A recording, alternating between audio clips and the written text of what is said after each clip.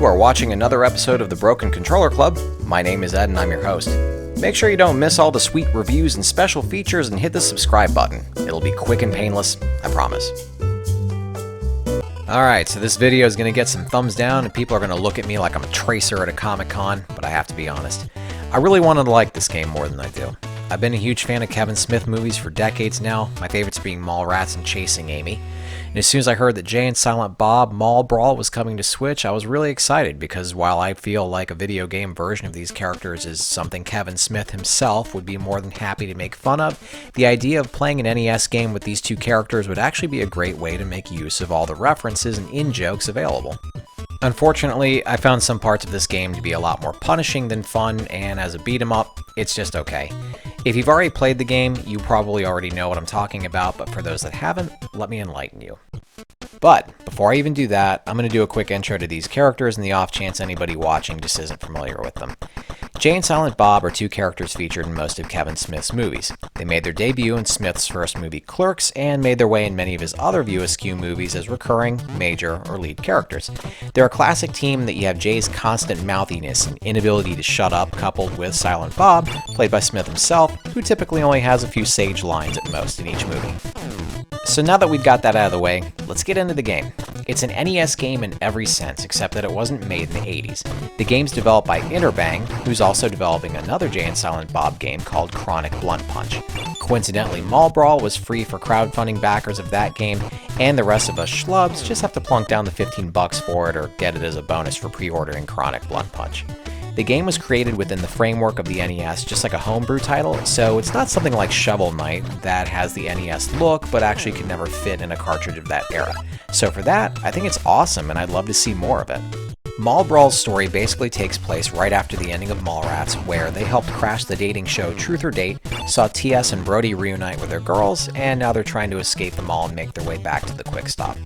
It's a simple premise that works.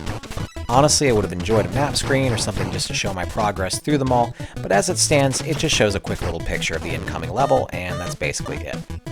There's a lot of variety to the levels though. You'll start at the Truth or Date set, go through food courts, video arcades, and so on. If you're wondering whether you'll get the full mall experience, it's all here except for maybe the cookie stand where Brody said those new amazing cookies are at. But then, I don't know how much we need to see an autonomous unit for mid-mall snacking in this game anyway. The game has a great look that reminds me of River City Ransom, and also of the later NES titles called Mighty Final Fight, a beat-em-up that was based off of the Final Fight series in arcades and on the SNES. The cartoonish violence, little mini characters whose eyes bug out when they take damage, it's all here. You'll fight memorable characters like the mall security guard LaFours, the Golgothan demon, some bad guys that at least to me look like Walt Flanagan, Mooby, and more. The music is fine, it's just your basic fast-paced 8-bit music. The action itself isn't bad, but the computer can get pretty cheap and really wants to get on each side of you like a pair of finger cuffs, or they'll interrupt your combos just by sneaking a fast punch in. It's also really easy to whiff an attack because the hitboxes are really tight to each sprite. There were times where I'd swear I was right next to the character and the attack should have connected, but didn't. Fear not though, little shaver, because as long as you keep on your toes and keep all of this in mind, the combat isn't that difficult. On single player, you control both Jay and Bob and can switch them out at will. They don't share a health bar, so if one of them's got low health, you can switch out for the other one. If one gets KO'd, you'll have to wait until he gains back half of his health over time to use him again. Attacks can gain you stars, which you can use for character-specific finishing moves to get an extra advantage. So all that said, there's some sections where I thought the difficulty spiked pretty hard. Namely, the shopping cart section at the end of level 3. See, the developer wanted to do some homage to the Turbo Tunnel in Battletoads, so they made this section where you're in a shopping cart and racing through the store, avoiding things like banana peels, old women, moms with babies, and nuns. However, as someone who's got Battletoads, this section is far inferior to the Turbo Tunnel as the controls are really floaty and a little inaccurate, and also the track moves so quickly that combined with the controls, it's infuriating to get through, and you have to basically learn to do a near perfect run to make it through. For those of us who have full-time jobs and children and therefore have the same memory problems as the guy from Memento, this level will be extremely difficult to get past. It's a shame it comes so early in the game. Getting a KO during this section knocks you back to what I'm assuming is the previous checkpoint, but you'll likely lose more health smashing into things to get your bearings and figure out the correct sequence that you have to move your cart in. Now obviously reviews are just opinions, but to me, the turbo tunnel was challenging but fair, starts you slow and ramps up the speed and gets you accustomed to everything a little bit at a time. This shopping cart level was just badly executed and not fun. So if it's a View Askew universe related game, you're probably wondering about references to previous movies.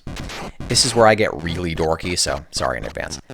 Other than the characters you're fighting, you'll see references here and there, but really I wasn't impressed with them because the references have little to no context in the game. Fighting the Golgothan demon as a boss felt weird to me because they don't meet him until Dogma. Seeing the name Finger Cuffs scrawled on a bathroom wall is kind of funny, but it had nothing to do with anything either. Seeing Jay and Bob fight LaFours or the Easter Bunny though, or seeing the Rug Muncher store in the background, yeah, that makes sense since it's all from the same setting, so that was actually pretty funny. So I like that there's references, but I guess I just wanted more and I was a little disappointed. Not as disappointed as, say, a particular someone finding out his girlfriend 37, hopefully not in a row, but still. So at the end of it all, it's not a bad game to play with a friend and you'll get some chuckles out of it, especially if you're a hardcore Kevin Smith fan, but there's flaws that come with the game that are a little difficult to overlook. If I had the chance to time travel back a couple days and talk to my past self, I'd tell him to wait until it's on sale. I'd also tell him to stay away from that week-old pizza and garlic butter because his iron stomach is not what it used to be. That's another one in the can, everybody. This is Ed with the Broken Controller Club, reminding you to subscribe for more videos, and speaking of videos, return that copy of Navy SEALs to the video store already. You've had it checked out for like 25 years. Congratulations! You're one of an elite few to make it to the end of the video. Reward yourself by hitting the round subscribe button in the middle, and then check out the other goodies I've got and the links next to it.